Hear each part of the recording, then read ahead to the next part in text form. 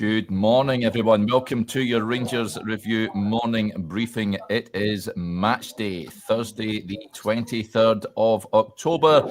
Rangers taking on SK Brann in Bergen in what is Danny Rohl's first match in charge. I just noticed that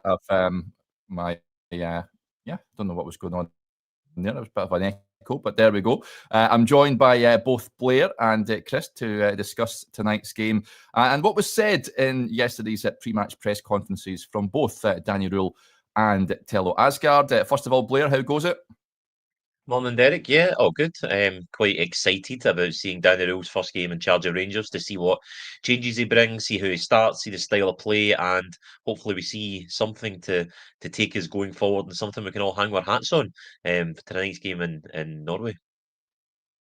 Yeah, and Chris is in Bergen for us. He was at the press conference yesterday as well. Chris, how goes it? What was it like, the stadium yesterday? Looks like a decent wee ground. How's your trip been so far? It does look a good wee ground, actually. I think it's about 17,000 or so. The locals seem quite excited for this one. Obviously, a big game for them with Rangers coming to town. Stadium itself is right in the middle of a housing estate, but we tight back roads to get into it. So I'm expecting a bit of traffic chaos later on, getting in and out. So we'll be there nice and sharp just to get set up. And also by the time we're done, everybody else is generally in their bed by the time we get wrapped up on a match night anyway. So but the stadium itself looks a good wee arena. Press conference, I thought, without sounding like the old cliche, I thought Danny Rohl spoke well. I know people love that one, but he has spoken. He has spoken an awful lot over the last couple of days. He's done a lot of media stuff, and I think he's struck the right tone and all of it. So of course to come on and chat about what he was saying last night, but I think he came across well, and ultimately you need to deliver on the part, don't you? And that's he mentioned that himself. He knows how important it is to get off to a good start. So not too long to kick off. So I'm going to do the video, go and stick the bag back up in the room, and then go for a wander around Bergen because it was pouring rain here all day yesterday, and I didn't venture very far apart from the stadium. So I'll hopefully get out and about and go and see what Bergen's all about. Yep, good stuff. Not having this. Cameron gets in touch. He says that Derek will still be in his bed, the big balloon. We're a couple of minutes late, but we're not having that, Cameron. I was up at the crack of dawn, and I was getting some plumbing done and getting new taps in my bathroom. So I had to wake up a little bit earlier. So I was not in my bed, and I'm not a balloon. But there you go. Right, a quick word for our podcast sponsors, Willow's Fencing, before we crack on with the Rangers news. The great guys at the Glasgow-based fencing company you can trust, and proud partners of the Rangers Review. They've got over 20 years of experience in the game. They offer free consultations, no matter how big or small the job is. And you also get 10% off if you use the code Rangers Review over on their website, which is willows-fencing.com. Right, let's get to it then. We'll talk about the press conference, shall we? Because Danny Rohl and Tello Aasgaard up yesterday. Chris, we'll start with your good self. We'll start with a clip from what Danny had to say with regards to, we've got a couple of clips here. The first one on potential changes to the team tonight and what he's looking to implement. So this is what he had to say. Maybe some changes in the starting 11, but this is also, I was honest to my team today, after 2 days you have to take the impression from the video, you have to take the impression from the training session. You need a bit more time to know all the details. I think this is also important for me as a coach, because I like to make adjustment during the game, and then it's important to understand which players you can bring in which situation. This is what I have to learn very soon. For me, it was about speak about basic things, not make an overload with too much details, but we need some things to improve, especially in Europe when you have such a game ahead. We have to understand how we go in such a game. There you go, folks. Apologies that the volume was slightly low on that, but he was insinuating there will be changes tonight. What sort of changes are you expecting, Blair? Wholesale ones, do you reckon? I'm not sure there'll be wholesale in terms of the starting 11. I think you might see not too dissimilar starting 11 to one that came in on Saturday against Dundee United, mostly because I don't really know how many more options that he has. I don't think the squad depth is incredibly deep for him to choose from. So I don't think there'll be much changes in personnel. I think we're more likely to see maybe a little bit of a change of positioning, a little bit of a change of, well, definitely a change in style. I think they were hunting, as Danny Rohl put it the other day at his opening press conference. I expect to see a lot of high tempo, expect to see a lot of high pressing, and expect to see a team that really puts in the energy and the effort that you would think of a team under a new management style, who are all fighting for the place, really. I think that's always one of the positives when you change a manager, that every player's place is up for grabs, and every player in that team should be playing to impress the new manager, and he should be playing for his jersey. I think that the way that Danny Rohl likes to play football, I think it suits a lot of the attacking players. I think likes of Jerry Gassama, who will come on to, Oliver Antman, Tello Aasgaard. You've seen Tello Aasgaard really flourish on Saturday, especially in that first half, when he was given more license to go forward, more license to press and take the ball and run with the ball. So I'm hoping to see something akin to that first half against Dundee United for hopefully 90 minutes tonight. Yeah, most definitely. He says, was asked yesterday, what do you have to improve? He says a big topic on Tuesday was our speed up moments in possession, how we want to attack spaces. On Wednesday, we looked at the opponent, how we want to attack. We also spoke about 5 letters, SILES, sprints, intensity, last step in duels, aggressive, and swarm, because we want to do all the things together. If we do that, we'll have a good chance of taking something. And he says it's going to be a bit of a fight tonight.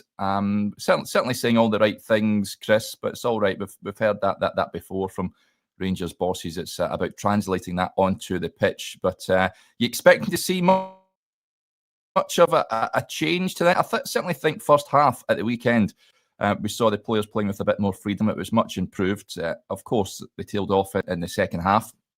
But as Tello Aasgaard said, he was given a bit of more freedom and license to roam than what he had endured under Russell Martin's style of play. But you expecting to see little bits of improvement tonight? I hope so, because Rangers need to find quite a lot of improvement, don't they? Now the bar has been set so low so far this season.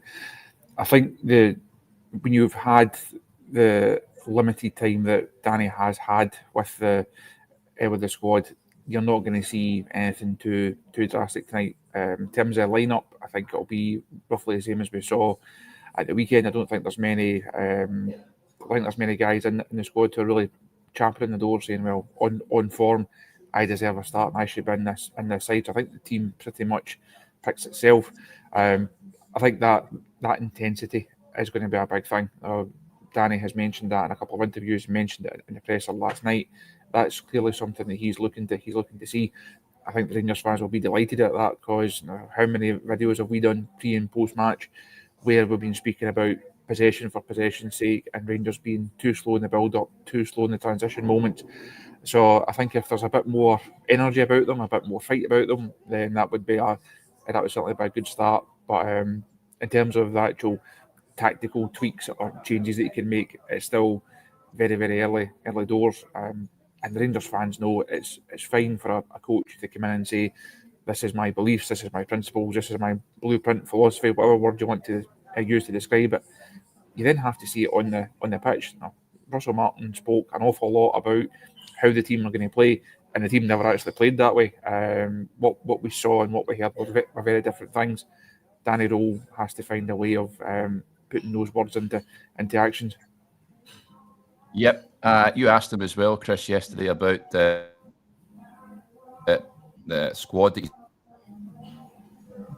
confidence levels. He says, "I must say, I met all the players when I spoke with them. I saw them smiling again. That gives me a good belief that we're heading in the right way. That's very important. We have to turn the negative energy and disappointment into positive energy, and that is our mindset. I tried every day to give them brief and try with my coaches to make the turnaround quickly. Tomorrow we'll make a good step forward." So he did say he's not going to flood them with too much information. Pretty much what Clement said when he came in, if you remember.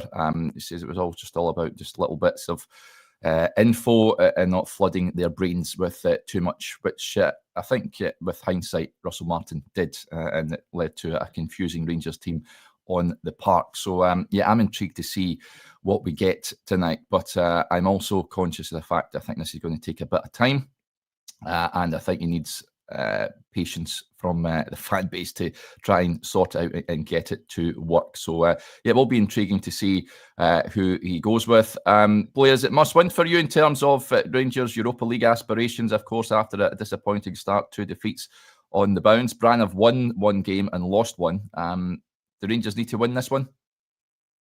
I think they certainly need to, in terms of the Europa League campaign. I think 3 points would be a massive plus point, because obviously Rangers have not started in European competition well at all. So I think managing to get 3 points over the line would be huge in terms of any prospect of progressing in this tournament. I think what's more important maybe than a win tonight is that the Rangers fans have got something to hold on to. I think a positive performance is absolutely vital. I think that Rangers fans are going to have to see that Danny Rohl has a plan, and he has a style of play that is evident from the first whistle, because I think that is what's been sorely lacking so far this season. I think I said it the other day, this Rangers team look rudderless so far this season. They look as though they don't really know what they're doing in a lot of capacities. So I think that, well, I would probably take a draw tonight with a good performance. I think that's something that can be built on. But I know for a lot of fans that won't be good enough, and they want to see Danny Rohl starting off with a victory, as I think we all do. Just to follow up on that earlier point about how the new manager comes across in press conferences, I think he is the proverbial a nightmare for journalists, because he gives you absolutely nothing so far that I've seen in the opening few press conferences. He's not out there dishing out big lines, big hyperbole. The press leap all over. He's just very serious, very collected, very calm, and he's not made any big bold promises yet. He just said, "Look, this is how we're going to play football. We're going to play fast, and we're going to try and win games." And I think that if he can back that up, then he's certainly on to a winner. Yeah, of course, he's added to his backroom team, as Rangers announced it yesterday. 2 German coaches, the first being Sascha Lenzer, who he worked with at Sheffield Wednesday, interestingly. He worked as a sports psychologist under Ralf Rangnick at Manchester United as well. 50-year-old German, very highly respected in the game. And as we mentioned yesterday as well, the father-in-law of Timo Werner. So he has joined, as well as the other German coach, Matthias Kaltenbach, who was previously at Ajax and worked under Alfred Schroeder, if you remember, when the Rangers came up against Ajax a few seasons ago in the Champions League. And he's also worked for a number of years at Hoffenheim. So 2 guys that are going to assist Danny Rohl starting from tonight and moving forward. And he also wants to bring in a Rangers sort of versed coach as well, someone with a Rangers background, which is a good thing for me, Chris. I don't think it can be a negative thing. I think it's sometimes overplayed in terms of its importance. Rangers have gone down this road a few times with different members of staff. Also, right back to JJ coming in with Pedro Caixinha. You had Alec Ray alongside Philippe. You then also had the full management team for that period last season with Barry and Billy Dodge and Neil McCann. Just because you know the club and you've been successful at the club doesn't necessarily mean you're going to be able to translate that as a coach. But having someone with that experience, you would rather have it than not. So I don't think it guarantees anything for Danny Rohl, but it would certainly be a good thing. I think it makes sense. I think the club in general, you need as many people in and around, not just the football department, in and around the entire club. You need people that understand it, that get it, that can handle all the weird and wonderful aspects of life at Rangers Football Club. And that's on a coaching perspective, that's behind the scenes staff at every level. People that have that experience, that have that connection with the club, they're definitely valuable assets for the club. So interesting to see who he pitches for and who actually it goes for in the end. I don't think it will make a break whether he's a success or not, but I can certainly see the value in having someone like that back at the club.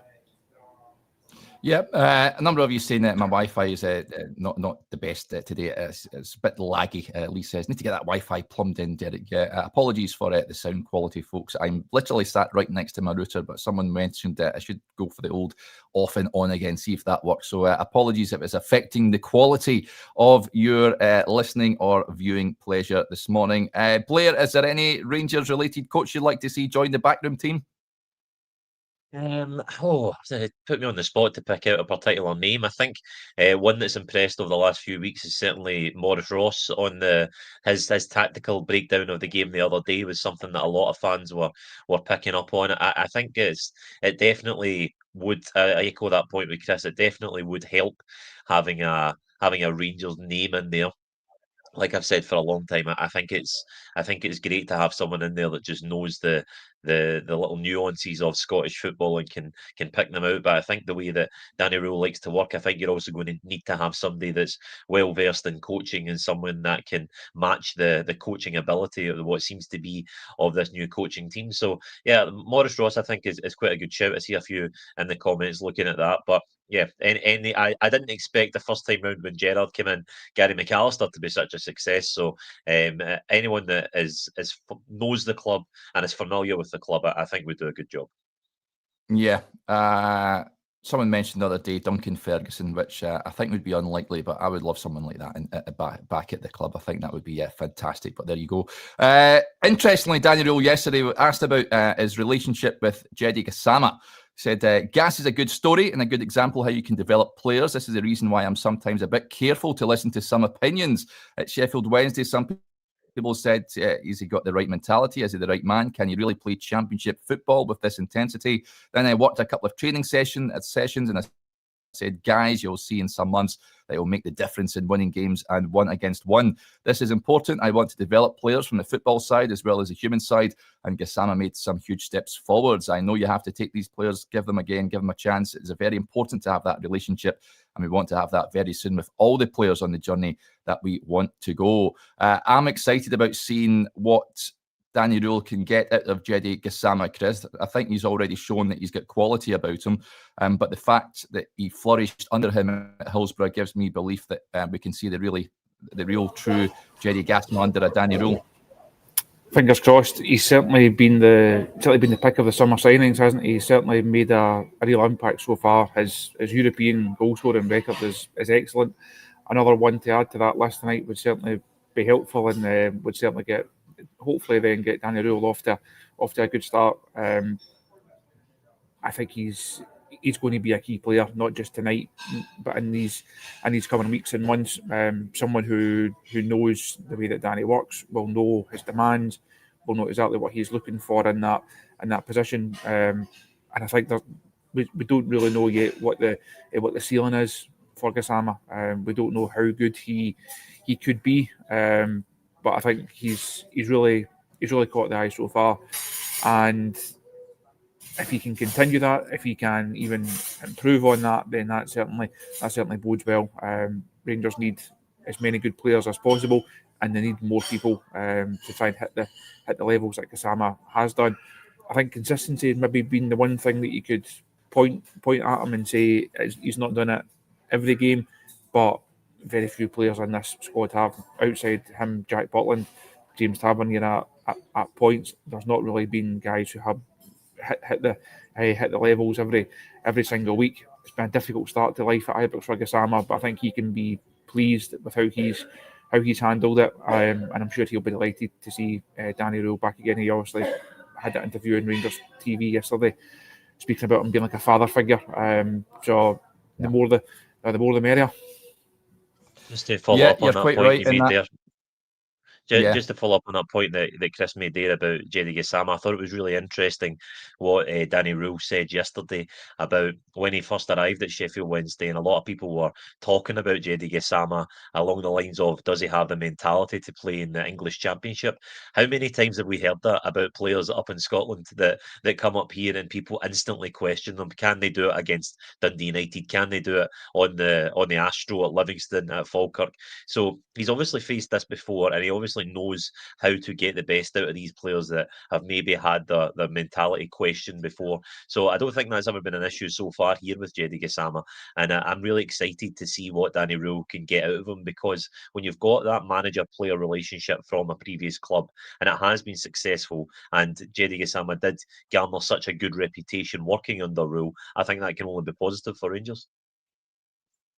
Yep, most definitely. I love this. Robert gets in touch. He says, are you in the pub, Chris? He's in his hotel, Robert. He's not in the pub just yet. Maybe if Rangers get a victory tonight, then he might frequent it and our Bergen pub. But it's pretty expensive for a drink over in Norway. I've been a few times, and if you get a pint for under a tenner, you are doing well, put it that way. But just on that interview with Rangers TV, the Rangers website that was released, Gassama says, he's like a father to me. He helped me a lot when I was at Sheffield Wednesday. I worked with him for 18 months. He gave me a lot of advice, and especially last season, had a good year because of him. He taught me how to play my position on the pitch. He loves players to fight for the team, and there were a lot of other things, even off the park, to help me a lot to settle in. He was good for me. He's a good manager with a lot of good ideas, and I think he'll help us to win games. It's good for us to have him here. How was trading? It was hard, but that is normal with him. He likes his teams to work hard, and you have to do it every day. It isn't just on the park. He wants you working hard off the park. Even the warm-up was hard. I'm very excited to work with him again. I think at Rangers, we have a lot of talented players, and I think the gaffer will help us win games. I think everyone is excited and looking forward to it. I like that bit about the warm-up was hard, because it really, I'm looking forward to seeing the Rangers players being put through their paces this evening. Tello Aasgaard, Chris, was up for the press, as we touched on. Interesting stuff from him. He praised Stevie Smith for giving him the freedom, basically, to play in his most natural position on Saturday, and we've seen him scoring his first Rangers goal at Ibrox, which he was fair chuffed with. He says it's been intense about the pressure at Rangers since he's arrived. He was told about it before he came, but it's been difficult for him. And I thought it was interesting when he would described Russ about the managerial change, and he described Russell Martin's football as unique. Just reading between the lines, he doesn't look like he was too comfortable with it. Unique is a very interesting choice of word there, isn't it? Yeah. I think it says quite a lot. We spoke about it, we've seen it, we've written about it. It was a style, whatever it was meant to be, whatever it was meant to achieve. It didn't get the best out of Rangers as a team, and it didn't get the best out of Rangers as individuals. I think Aasgaard probably suffered from that. He was playing too deep. He was playing in areas where he couldn't go and make an impact on the game. You see him going away with a Norwegian international side, and he's in the box. He's getting shots off, scoring goals, obviously, and he then comes back to Ibrox, and there's just nothing there. I was signed as this guy who can go and make a real impact in the final third, and we just didn't see it often enough. That first 45 at the weekend was better. It was a bit more like it. Of course, it then falls apart in the second half, and there's huge questions over why that continues to happen for Rangers. But I thought Aasgaard was interested, not just on that comment in terms of the style between the managers. Spoke a bit about life at Ibrox and the pressure and the demands, and how he's handled that, how he feels he's getting better, and he's able to cope with that side of it better as the games and the weeks go on. And like I spoke about his own form and just where he is. Right at the end of the interview, he was asked about his international ambition as well, and the chance to potentially get to the World Cup. And that's a huge motivation for him. And if you can go and perform in games like this, obviously in front of a home crowd, if you like, for him, he needs to be performing at the highest level to maintain that place in the Norway squad. If they're then going to get to the World Cup, that'd be great for him. And a number of these players, even if they don't have World Cup ambitions, now we spoke about it yesterday in terms of transfer, speaking about Shamite and what he has to do. European football is so important to Rangers as a club, but it's so important to these guys individually, because it takes their levels up, it raises their profile. If they're going to get a move, if they're going to achieve what they want to achieve in terms of medals or in terms of international aspirations, you have to be performing well in Europe, and Rangers clearly They clearly haven't so far in over these last 2 games. So that's why tonight and the upcoming games, especially the Romas and Porto coming up, there's some really big occasions coming up for Rangers, and hopefully they can start rising to them once again, because the European reputation that was built up over so long, it's taken a bit of a battering over the last wee while, and Rangers have to try and find a way of addressing that balance and re-establishing themselves in this competition again. Yeah, I want Rangers Thursdays back, to be honest. He's not the first player to say Russell Martin's football is unique. Blair, John Suter, of course, prior to the game at the weekend, uttered words to that effect as well. Just the players look like they weren't really enjoying it. Well, the manager's been dismissed from now. He's yesterday's news, if you like. But I really want to see a Rangers team with the shackles taken off. I want to see more onus on the attacking players, given more license to really entertain and produce for Rangers, because I don't think we've seen that this season. Yeah, absolutely. I think the fact that John Suter also called the style of play unique is very telling. That's an interesting word to use about a manager's philosophy. And I don't know, maybe if I were to read into that, I would say that unique suggests that the players had never really come across anything like that before, and maybe struggled to understand what he was actually trying to achieve. But it certainly looked like that from the outset, that the players didn't really know what the end game of what was trying to be achieved on the park. So yeah, I think it's very telling that both players would use that word, and hopefully it's a bit more straightforward, a bit more direct. Just to touch on tell Aasgaard the way he spoke about how he was unshackled by Stevie Smith. Stevie Smith's actually a name that I wouldn't mind seeing in the backroom staff. I know that he spoke about it at the weekend, how he got a little bit of taste of first team football. He's not in any rush to get involved in the first team, but he does have ambitions there one day. So I wouldn't be against him making the step up and becoming part of Danny Rohl's staff, because I think that Stevie Smith was on a bit of a hiding to nothing at the weekend. If he won, it was great to get 3 points, but I don't think anybody expected too much of Stevie Smith, and I think he handled himself through the whole process with great class, great dignity through it all, and he kind of just he steadied everyone when it was all a bit chaotic round about him. So I think he came out of this process really well, and I would definitely like to see him involved at some stage, and I think that we'll see a bit of the way that he tried to address the team in that first half against Dundee United, when he just let the players go. They give him a bit more freedom, a bit more enjoyment. And as much as it did fall apart on Saturday, that opening half, Rangers could have scored 3 or 4. And I think that if they go out and play like that again tonight, I think they will achieve great success. Chris, is there a fan club there? Fill us in. I've been joined in the bar area here by a Rangers legend, so I've spotted him out the window and he just came in to join us. And none other than Ian Durant is now in the bar here, so I'll go and catch up. I'll go and catch. He's currently got a round of drinks in just in front of me, so I'll go and catch up with him once we're done here and see how he is. Oh, that's class. We could be doing with him and his pomp in that Rangers midfield tonight, that's for sure. But absolutely class. There you go. Few points coming in before we wrap things up for the day. This is an interesting one from Hutch Plays. He says, would you start Chermiti or Miovski tonight, or even Danilo? Difficult one. I'd actually, you know what? There's a comment that also came in from Graham Gillis, says, drop Magoma and switch to a 3-5-2. I would maybe be tempted to do that. Just play the both of them. Why not? Whether he does that or not, it remains to be seen. How do you think he goes tonight, Chris? Do you think we'll see a 3-5-2 perhaps? At Sheffield Wednesday, people I speak to saying that he went with a 4 and a 3 at points. I think it'll probably be a 4, just because it was mentioned at the top of the show, he's just not had that much time to actually work on a change and to work on anything too radical. So I would be surprised if we see anything like that. So I think it'll be roughly what we saw at the weekend in terms of the style, in terms of the tactics, and in terms of selection. So I'd be surprised if we see a 3 on the striker. Who knows? Danilo has also fallen out of it quite a bit over the last couple of weeks. Not had that many chances.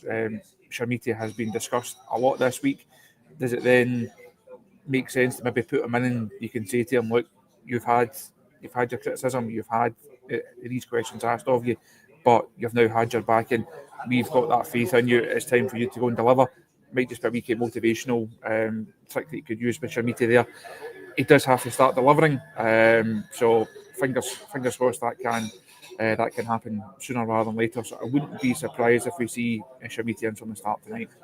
Do you expect to see that, Blair? Would you go with a 3-5-2, or do you think you'll go with the 4 at the back tonight?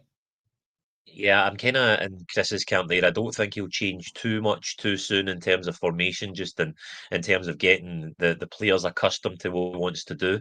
I'd hopefully see some tactical flexibility in game. I think that'll be a big telling point tonight. If he can change it, if things aren't going well, if he can adapt to the challenges that Brann caused Rangers, I think that'll be an interesting point.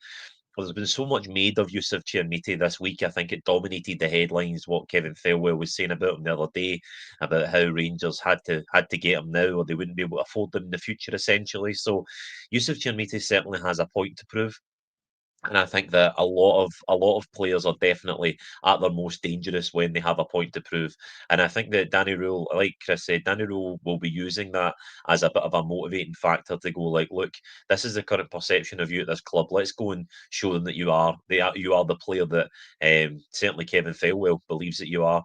And that can only be good for Rangers if he starts to show some of that form. So hopefully, coached in the right way by Danny Rohl, we can uncover something of a player in our £8 million striker. Yeah, let's hope so. Graham says, I suspected Chris was flirting, but to pull Durant, wow. There you go. That's a pull he has. Bludo Sparky says, get Durante to give us all a wave. He's in. What is he at is he there just now, Chris? Is he at the bar or whatever? He's still at the bar getting these round in. So I'm going to try and get one off him. I think may as well start earlier match day. Yeah, good man, excellent. Well, I am slightly jealous, I've got to admit, but we'll wrap up there for now. Just a heads up what is to come, folks. Chris will be joining me for the pre-match show when the teams are released a little bit later on. Remember, it's a 5:45 p.m. kickoff UK time, 6:45 local time over there in Norway.